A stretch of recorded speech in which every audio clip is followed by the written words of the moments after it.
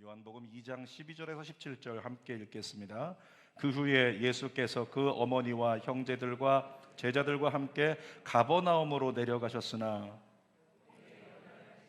아니하시는지라 유대인의 유월절이 가까운지라 예수께서 예루살렘으로 올라가셨더니 성전 안에서 소와 양과 비둘기 파는 사람들과 돈 바꾸는 사람들이 앉아있는 것을 보시고 노끈으로 채찍을 만드사 양이나 소를 다 성전에서 내쫓으시고 돈 바꾸는 사람들의 돈을 쏟으시며 상을 엎으시고 비둘기 파는 사람들에게 이르시되 이것을 여기서 가져가라. 내 아버지의 집으로 장사하는 집을 만들지 말라 하시니 제자들이 성경 말씀에 주의 전을 사모하는 열심이 나를 삼키리라 한 것을 기억하더라. 아멘.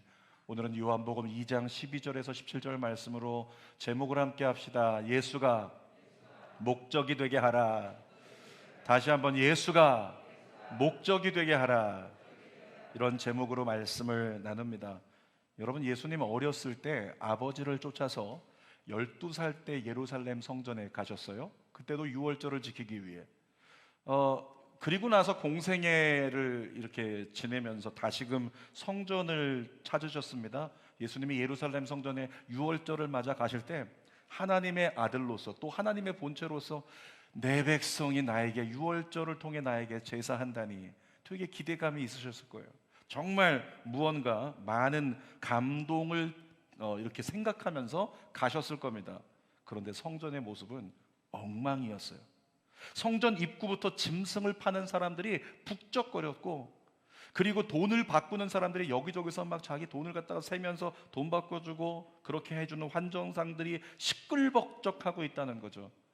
그러니까 거룩해야 되는 예루살렘 성전인데 그 성전에 들어가는 문과 성전 안에 복도마다 장사하는 사람들로 가득한 거에 시끌벅적한 거죠. 요즘 말로 완전히 시장판이 되어 있는 겁니다. 왜 짐승이 있었을까요? 6월절에 제사를 드리니까, 제사 드리려면 각 사람이 자기 재물 가지고 가서 제사 드려야 되거든요. 그러니까 짐승을 먼 곳에서 온 사람 좀 편하게 여기서 재물 사가지고 편하게 드리라고 생각해 보세요. 지방에서 요즘처럼 뭐 차가 있고 트럭이 있으면 모르겠지만은 끌고 와야 되잖아요. 얼마나 힘들어요. 그렇게 하지 말고 여기서 우리가 돈 주고 팔 테니까, 성전을 관리하는 사람들이 짐승을 모아가지고 요즘 같으면 이렇게 사육을 했겠죠. 짐승을 모아가지고 재물을 팔려는 것을 막 팔고 있었단 말이죠. 또 이스라엘 남자들은 성인이 되면 성전에 들어가려면 반세겔이라고 하는 성전세를 내야 돼요.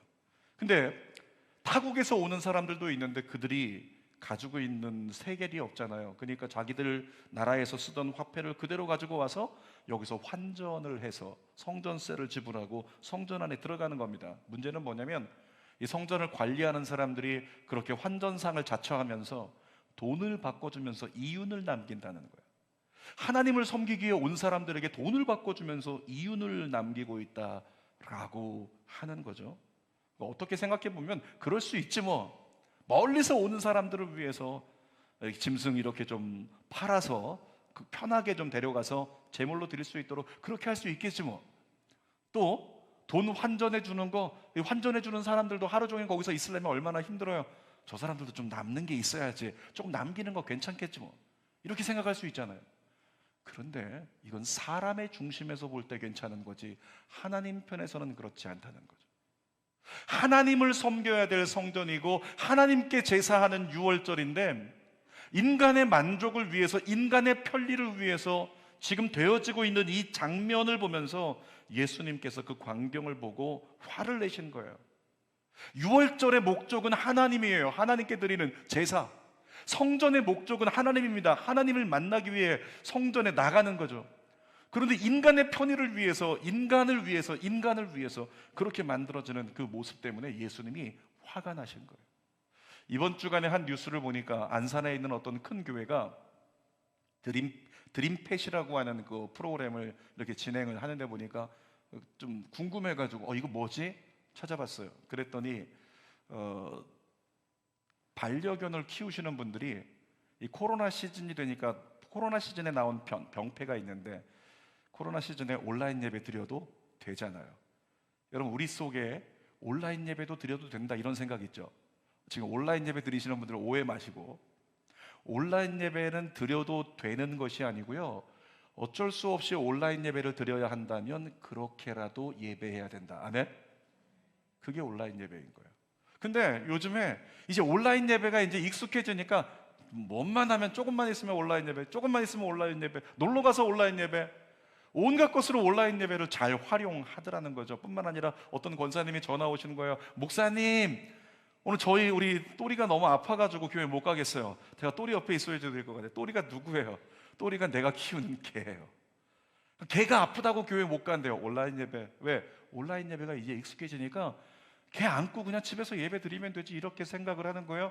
그러니까 그런 분들 그냥 개 아파서 개 신경 쓰느라고 고민하지 말고 어떻게 해라. 개 데리고 교회 와라.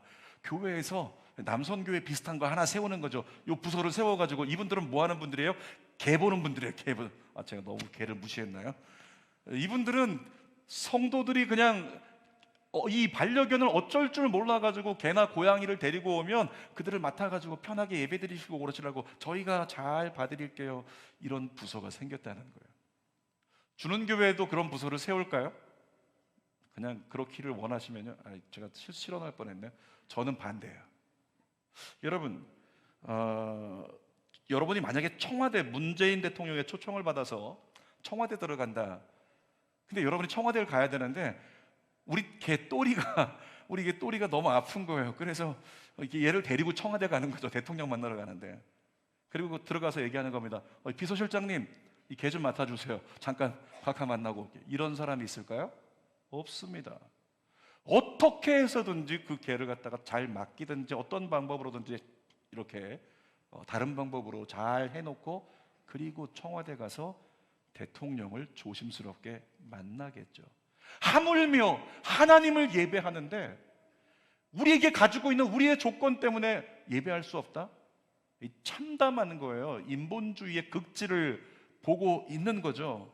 점점 인간의 편리에 맞춰져 가는 교회의 모습을 볼 때 좀 마음이 안타까웠어요. 사랑하는 여러분, 오늘 아침에 머리 감으셨습니까?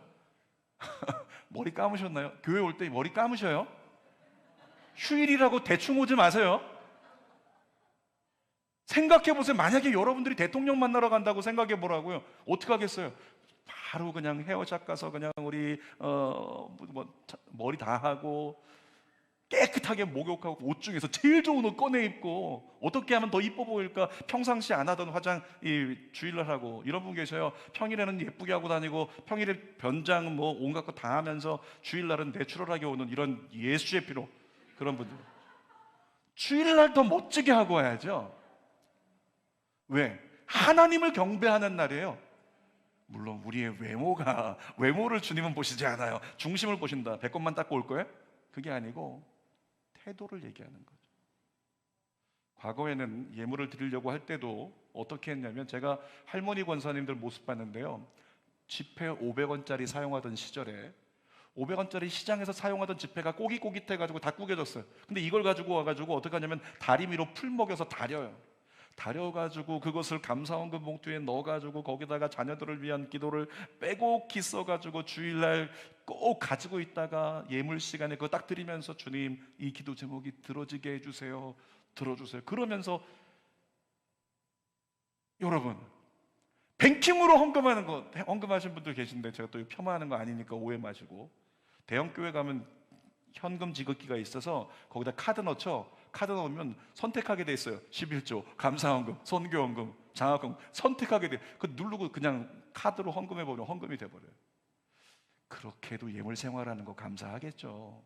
그러나 우리의 태도, 우리의 중심, 왜 과거에 교회 가려고 하면 토요일만 되면, 그런 분 계시지 않았나요?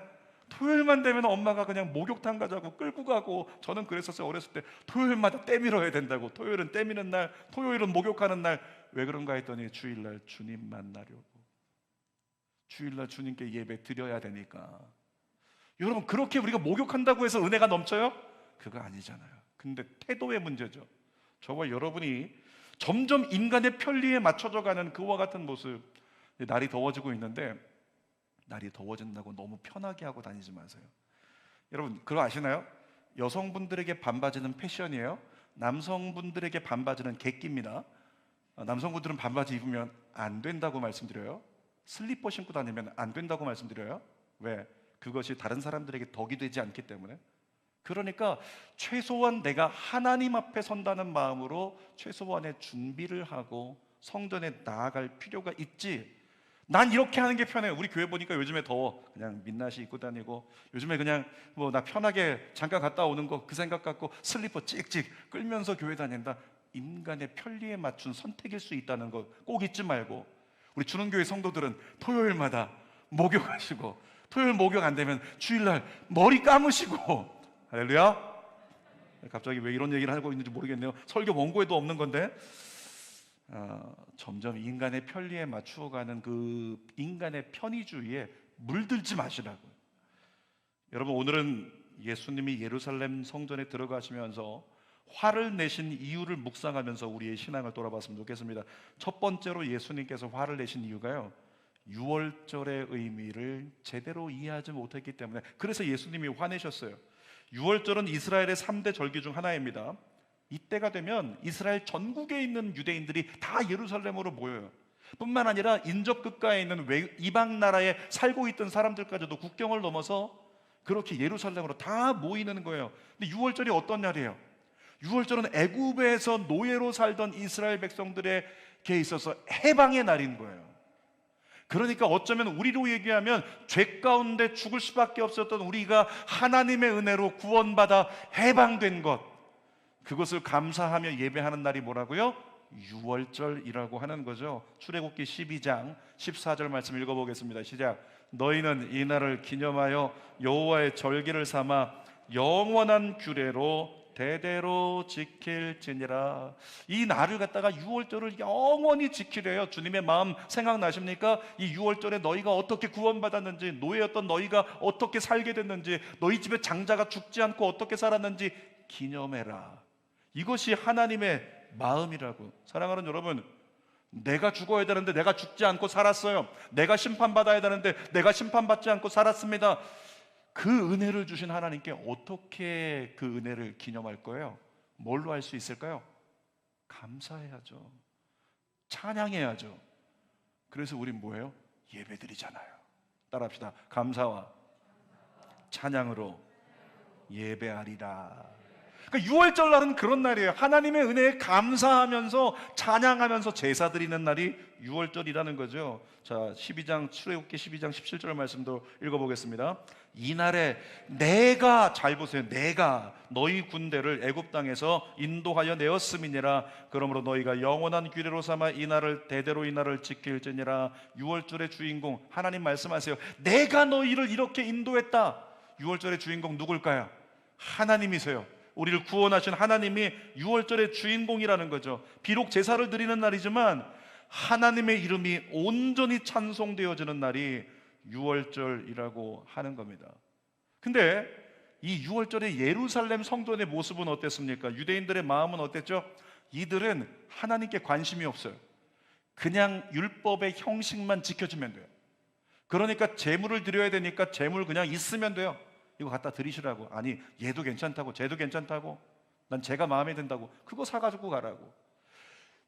율법에 따라서 제사법만 잘 지켜주면 되게끔 그렇게 형식적인 제사 절차만 지키려고 했던 유대인들의 모습에서, 중심 없고 마음이 없는 저들의 모습에서 정말 가증스럽게 여기는 예수님의 마음이 통분히 여기시면서 예배가 없는 저들, 중심이 없는 저들의 것을 내가 받지 않으리라. 그래서 다 엎어버린 거예요.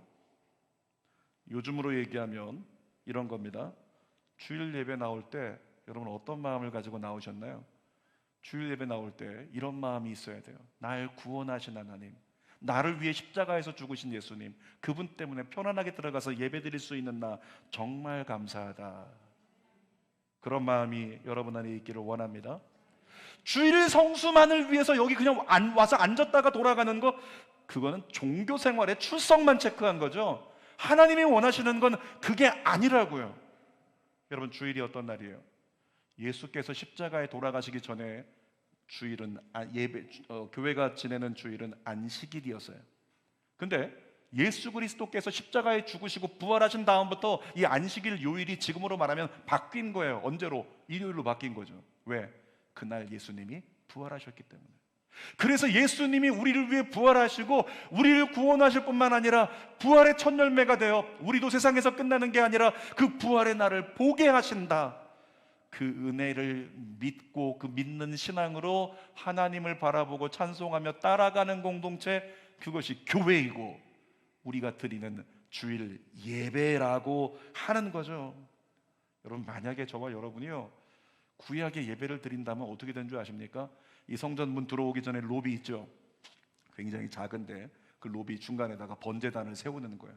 그리고 이제 여러분들이 예배 드리러 오려면, 이 성전 안에 들어오려면 어떻게 됩니까? 이 성전을 어떤 영적인 의미로 성막으로 해석한다면 성소거든요. 근데 이 성소에 들어오려면 어떻게 해야 되냐면 번제단을 지나와야 돼요. 번제단 지나가려면 어떻게 해야 돼요? 제물을 드려야 돼요.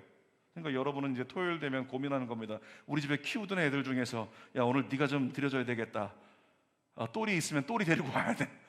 저 입구에서 털 다 뽑고 병동맥 끊어버리고 가죽 다 벗기고 각 떠가지고 거기서 제사를 드려야지만 이 성전에 들어올 수 있는 거예요. 근데 예수님께서 우리를 대신해서 제물 되어 주심으로 우리는 더 이상 그렇게 무언가를 드려야 될 필요가 없잖아요. 그래서 뭐 합니까? 우리 마음 가운데 주님 앞에 감사의 마음을 가지고 하나님 앞에 나오는 것, 이것이 예배여야 한다라고 하는 거죠. 코로나19로 인해서 모두가 모여서 예배를 드리지 못하는 실정입니다. 그러나 하나님이 바울을 통해서 주신 메시지는 철저히 가슴에 새겨야 됩니다. 히브리서 10장 25절 읽겠습니다. 시작. 어떤 사람들의 습관과 같이 모이기를 중단하지 말고 서로 격려하여 주님이 오실 날이 가까울수록 더욱 모이는 일에 힘씁시다. 여러분, 이 모인다는 것은 두 가지 의미를 가지고 있는데, 한 가지는 말 그대로 우리가 모이는 거예요. 함께 모여서 그리스도인의 공동체로 함께 예배하고 함께 서로를 격려하는 것, 이게 필요하다는 것이고, 두 번째는 뭐냐면 마음이 모여져야 된다.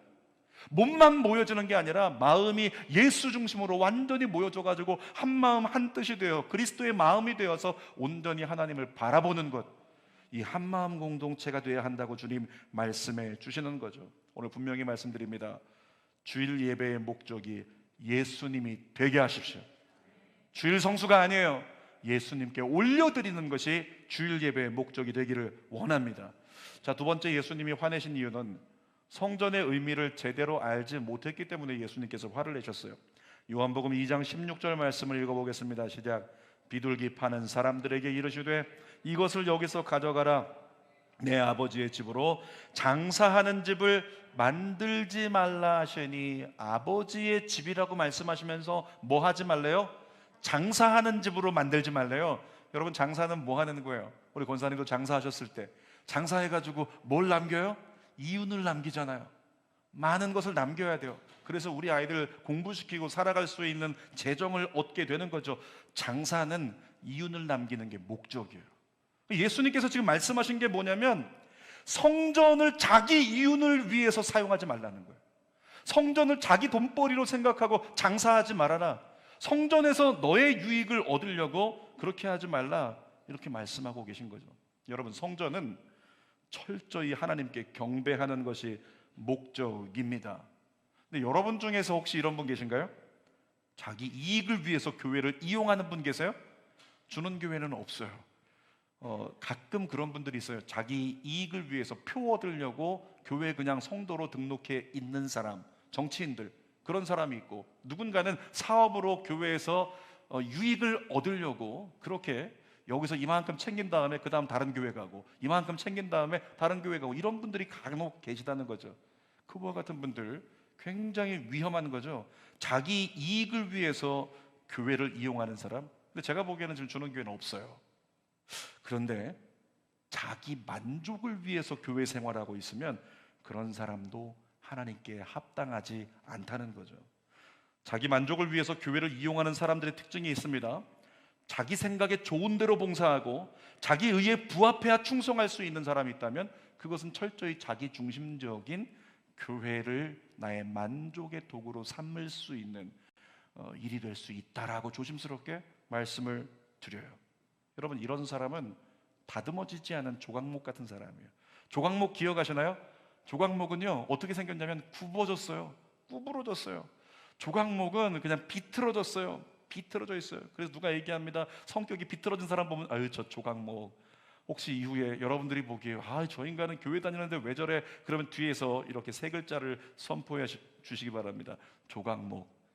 정죄라는 게 아니라 그리고 이해하고 넘기라는 거죠.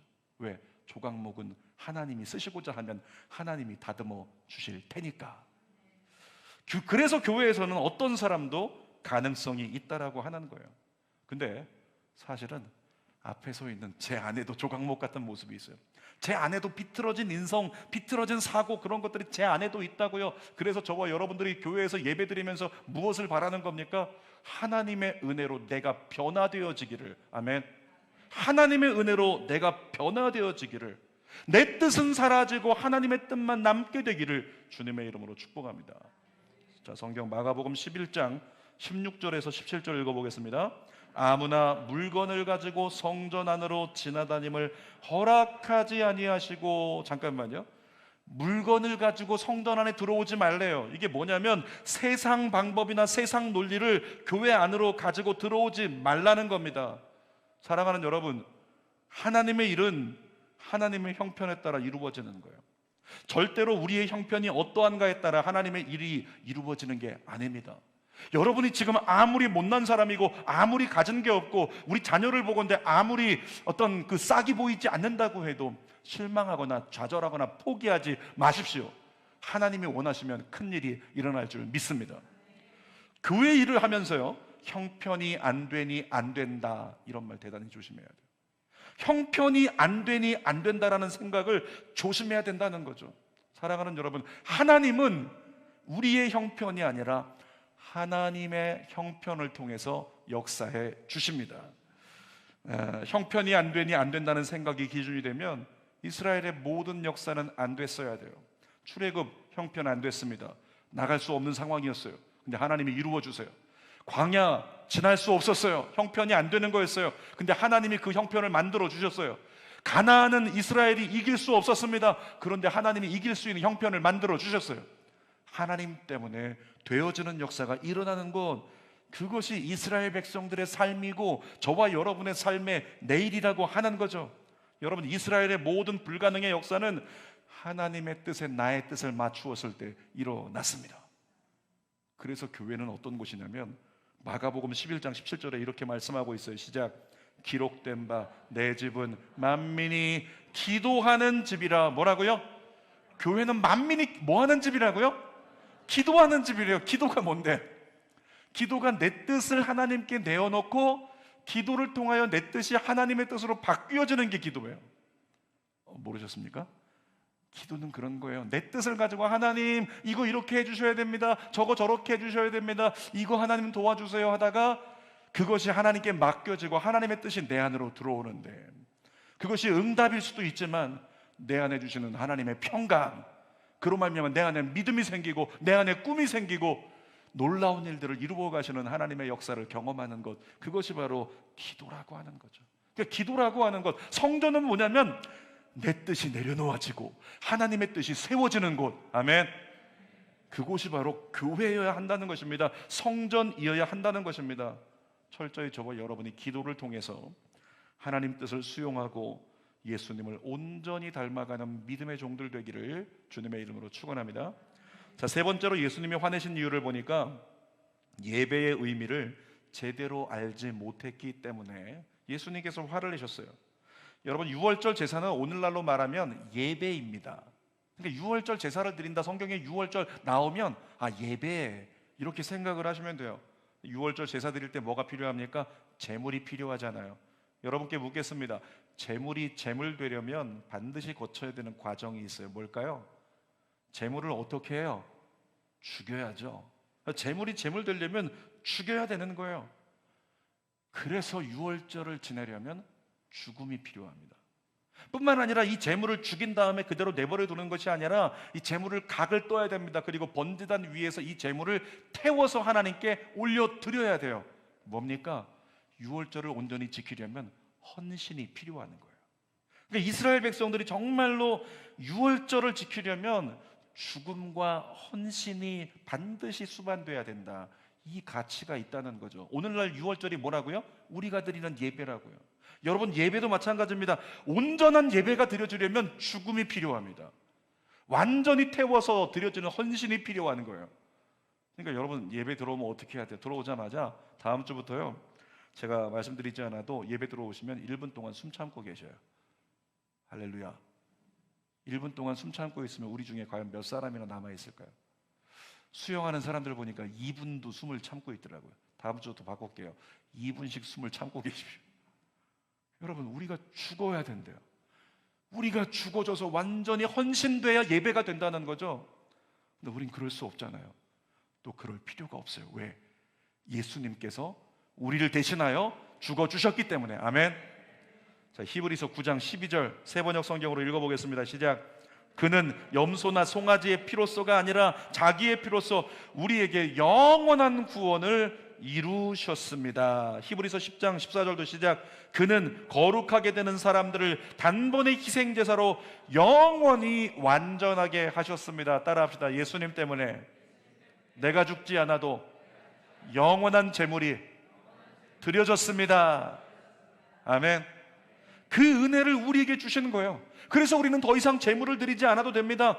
다만 뭐 할까요? 예수님께서 다 감당해 주시는 거, 예수님 볼 때마다 예수님 감사합니다.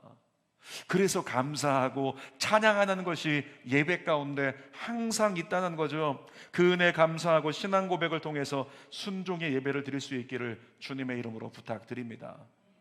근데 주님이 너희들이 그래도 제물 됐으면 좋겠어, 이렇게 말씀하시는 구절이 있어요. 로마서 12장 1절 읽어볼까요? 시작. 그러므로 형제들아, 내가 하나님의 모든 자비하심으로 너희를 권하노니 너희 몸을 하나님이 기뻐하시는 거룩한 산제물로 드리라. 아까도 얘기했던 것처럼 제물이 되려면 죽어야 됩니다. 근데 주님은 산제물이 되래요. 이거 죽어야 되는데 살아있는 죽음 뭐가 있을까요? 이거죠. 내가 예수 그리스도 앞에서 모든 것을 내려놓아 내 자아가 죽고 하나님의 뜻이 내 안에서 실현되는 것. 아멘. 그것이 산제물이라고 하는 겁니다. 요한복음 2장 17절 말씀 읽어보겠습니다. 시작. 제자들이 성경 말씀에 주의 전을 사모하는 열심이 나를 삼키리라 한 것을 기억하더라. 주의 성전을 위해서 열심히 일하는 그 사모하는 열심이 예수 그리스도를 삼켜버린대요. 죽이기 전도되는 것을 얘기하고 있는 거죠. 당시에 대제사장과 종교 지도자들은 이 성전 제사가 잘 돌아가는 것만 관심이 있었어요. 그러니까 재물만 잘 공급되면 되는 거예요.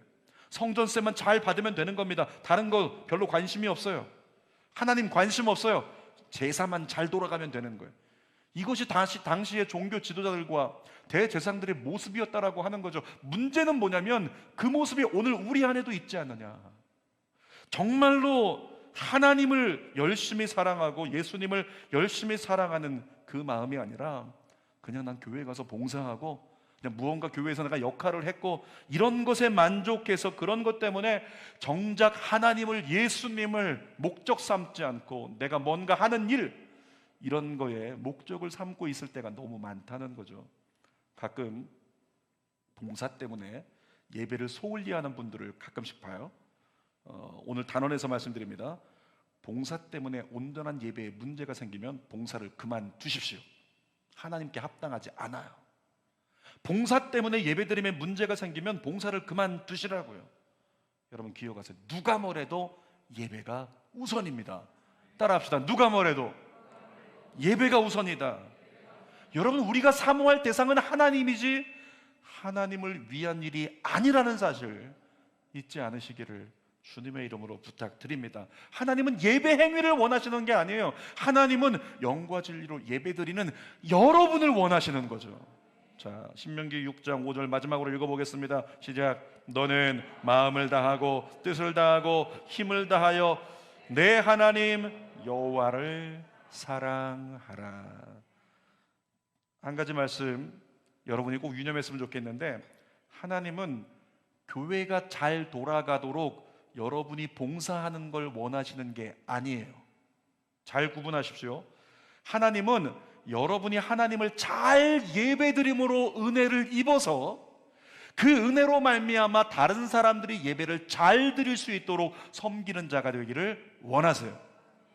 이것이 하나님의 마음이라는 사실을 잊지 않기를 원하고, 그래서 예수가 목적된 인생, 예수가 목적된 예배 신앙을 놓치지 않는 저와 여러분 되기를 원합니다. 설교 결론입니다.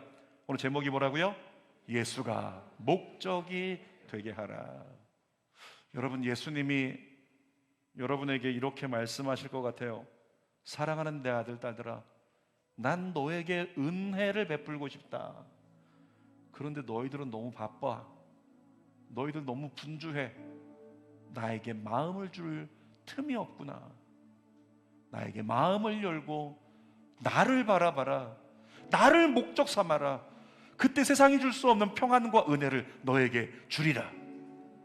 그 은혜로 말미암아 네가 사람들을 섬기고, 그 은혜로 말미암아 네가 주의 전을 섬기며 모든 사람들에게 생명의 길로 인도하는 나의 도구가 되기를 원한다. 이것이 우리 하나님의, 예수님의 마음입니다. 사랑하는 여러분, 예수님만이 신앙의 목적이 되게 합시다. 게으르고 나태한 예배자가 되지 말고, 형식적으로 교회 다니는 종교인이 되지 말고, 하나님이 기뻐하시는 신실한 예배자가 되시기를 주님의 이름으로 축원합니다. 기도하겠습니다. 아버지 하나님, 그렇습니다. 예수가 목적이 되면 내가 기도하는 것보다 더 큰 것을 우리에게 채우시는 주님을 경험할 수 있습니다.